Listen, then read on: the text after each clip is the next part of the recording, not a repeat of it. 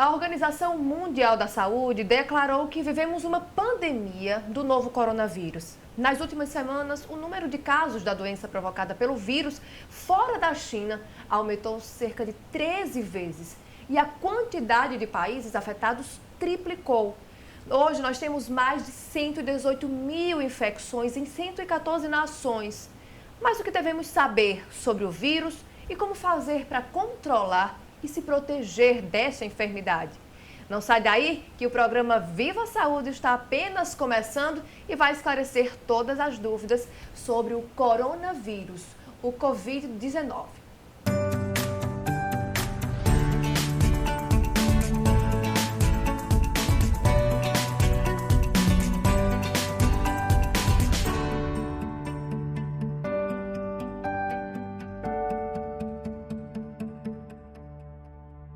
Seja muito bem-vindo ao programa Viva Saúde. O mundo está em território desconhecido com o surto do novo coronavírus. É o que afirma a Organização Mundial da Saúde.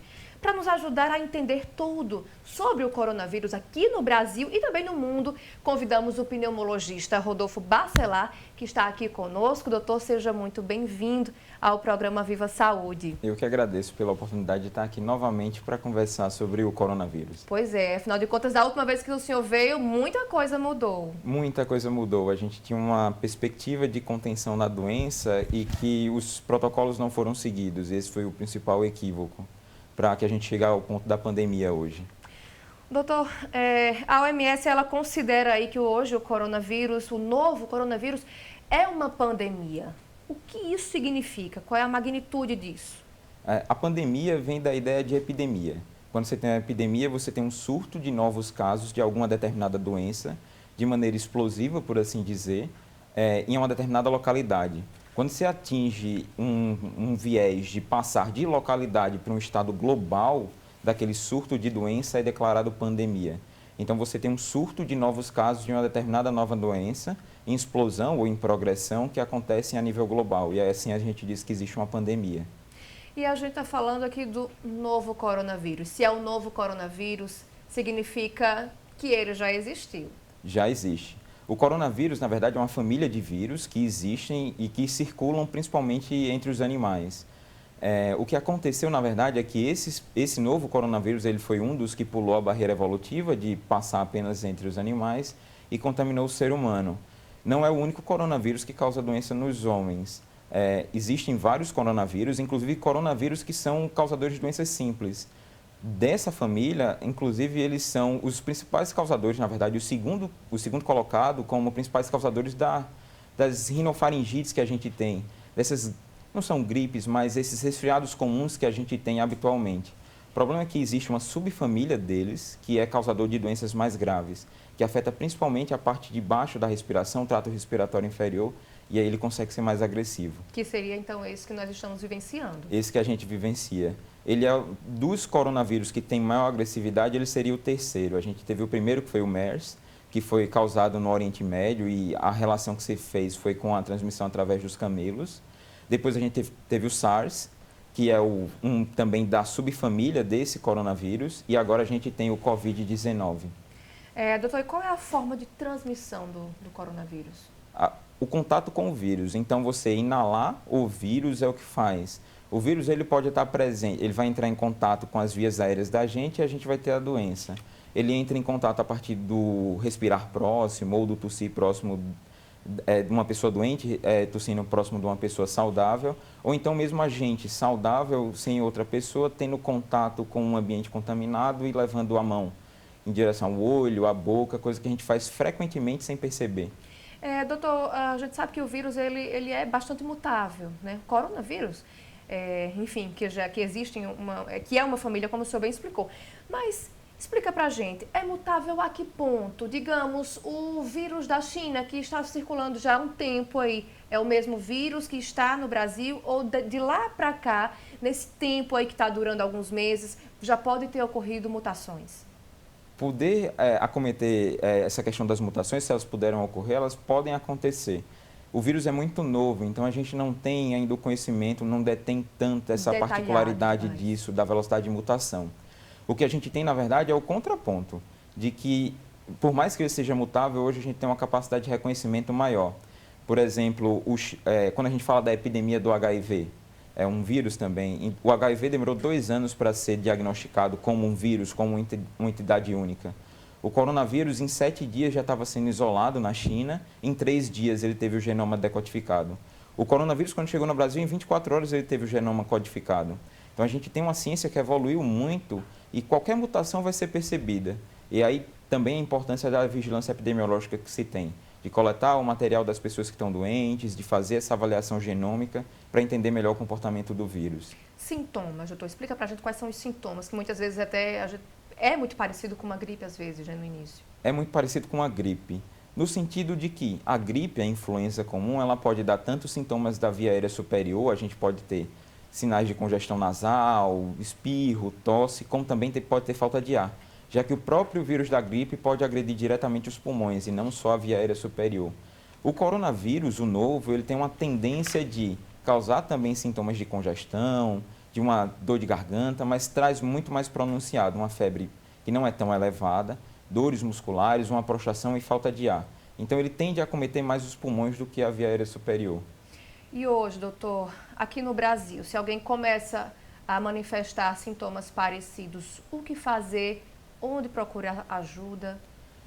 Hoje, assim, a gente passa, a partir até a vantagem, por assim dizer, pandemia não deve ser sinônimo de pandemônio, da gente perder a lógica nesse sentido. A pandemia ela existe para o diagnóstico pela OMS, para que os órgãos responsáveis eles tenham o nível de alerta máximo. Então, hoje, a ideia é que todo o serviço de saúde ele seja apto a cuidar desses pacientes. E também, nesse caso, que virou uma pandemia, acaba sendo uma preocupação de todo mundo, né? De todo mundo. Todo mundo tem que estar unido ali contra aquele mal, né? Todo mundo tem que orquestrar ações. Não adianta, por exemplo, um país fechar fronteiras enquanto o outro deixa fronteiras abertas. As ações têm que ser coordenadas. E é essa ideia, por exemplo, de facilitar o diagnóstico. Até pouco tempo atrás, a gente tinha 3 laboratórios centrais. Até o dia 18 desse mês, estima-se que todos os estados da federação eles tenham um laboratório para fazer o diagnóstico. A gente vai ter também disponibilização de leitos exclusivos para os pacientes com coronavírus. Existe a contratação de novos profissionais, existe a criação de estruturas específicas para isso. Isso só vem depois do decretar da pandemia. Isso vai acontecer. Se os serviços eles são aptos a fazer o diagnóstico, a maioria deles sim. O que acontece hoje é que o protocolo é a coleta do material e o encaminhamento ao laboratório central do Estado. E aí o laboratório central dá os devidos encaminhamentos. Até dia 18, o próprio Estado da Paraíba vai ser capaz de fazer o diagnóstico.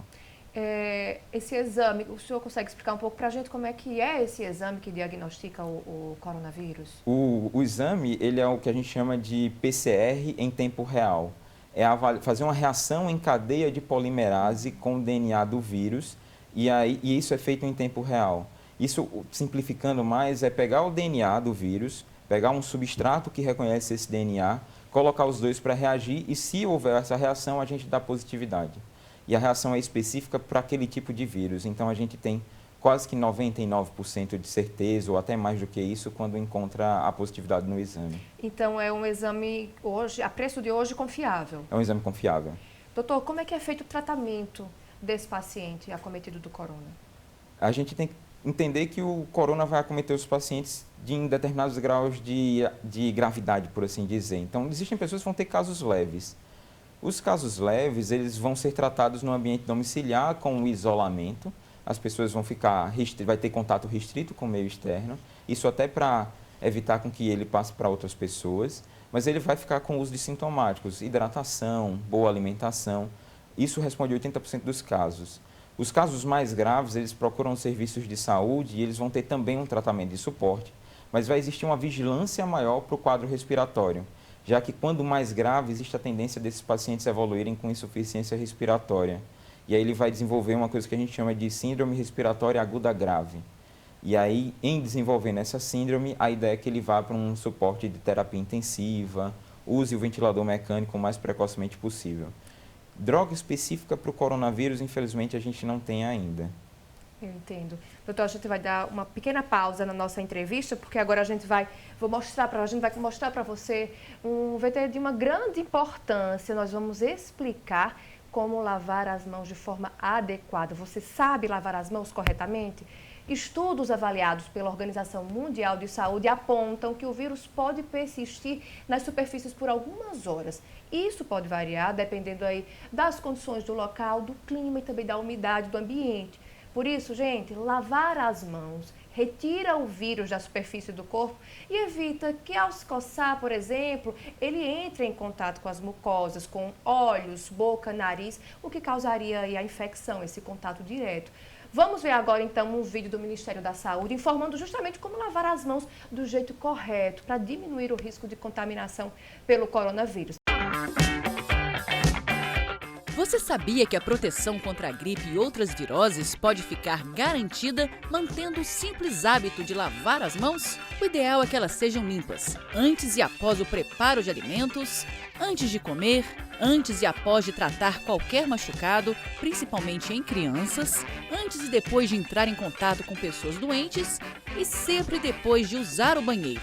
Preste bastante atenção agora e aprenda a lavar as mãos corretamente. Use sabão e detergente. A água sozinha não é o suficiente para eliminar vírus e bactérias. Esfregue bem as palmas das mãos. Não se esqueça de esfregar bem todos os dedos e os espaços entre eles. Esfregue as pontas dos dedos e as unhas. Retire o sabão com água.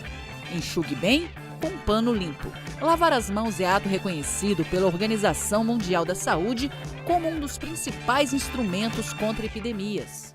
Viu só como é importante lavar as mãos? É uma medida tão simples que protege do coronavírus e também de outros tantos vírus, de outras doenças.